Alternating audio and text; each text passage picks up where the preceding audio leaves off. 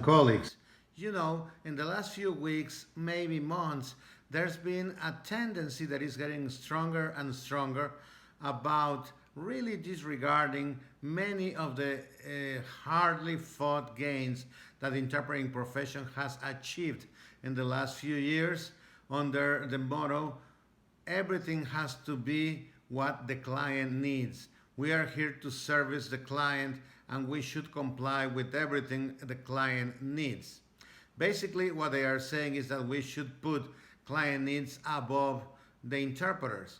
And what this means is that with the mantra that maybe the client is not in the business of hiring interpreters, but is in the business of getting its needs met, we are going to be sacrificing a lot of our working conditions. We are going to be sacrificing our professional fees and perhaps the quality of the interpretation.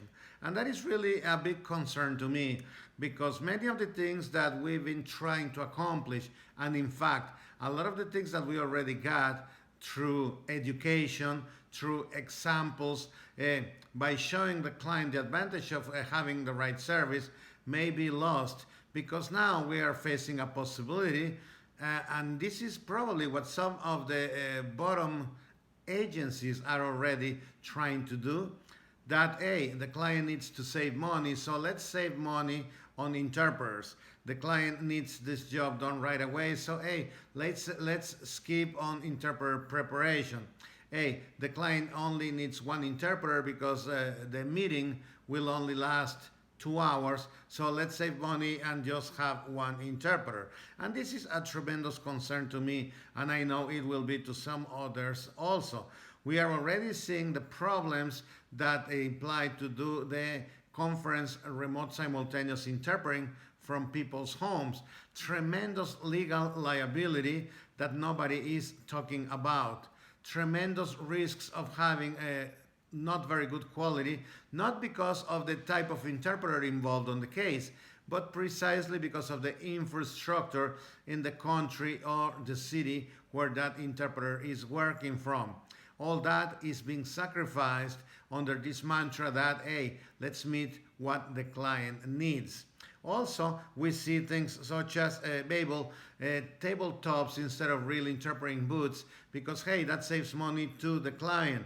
They don't have to pay for the transportation and for the construction of the booths at the venue. All they need is a tiny little box, set it on top of a table, and we're in business. After all, interpreters may have needs, but first and foremost, we should address what the client needs. I am really concerned about a lot of people who are following this practice. Also, people are being booked just with one really experienced interpreter, and they're adding to that booth or that infamous tabletop a second inexperienced person, sometimes that I couldn't even qualify that individual as an interpreter. Why are they doing this? Because they think that that's enough. After all, the interpreter, the real experienced interpreter, will be the one that is going to help the other person, is the one that is going to save the day, and they will save the client money because after all, that is what the client's needs are. I am really concerned about court interpreting where many states in the United States are coming up with some aberrations that are not really certified court interpreters, and they are doing this because that's what the client, in this case the court system, needs, and they are using people, calling them judiciary interpreters and some other really weird names to avoid calling them court interpreters because they have no certification or they have some not valid, not reputable certification. Why? Because that is what the client needs. I am really concerned about all these issues, dear friends and colleagues, because we are on a race to the bottom of the pit. And when will this end? I really don't like what I see. I see people taking advantage of interpreters and now being justified saying, this is the market. This is what is going on. Either you take it or leave it because we will move on to the next individual.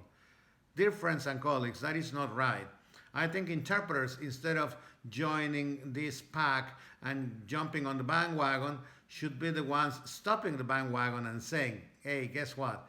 We are going to talk to our clients, we are going to educate our clients, and we're going to explain that all those different things that we gained throughout the years, 2 interpreters in a booth, a real booth and not a tabletop, 2 experienced interpreters in the booth, not 1.5 interpreters as far as experience and skills.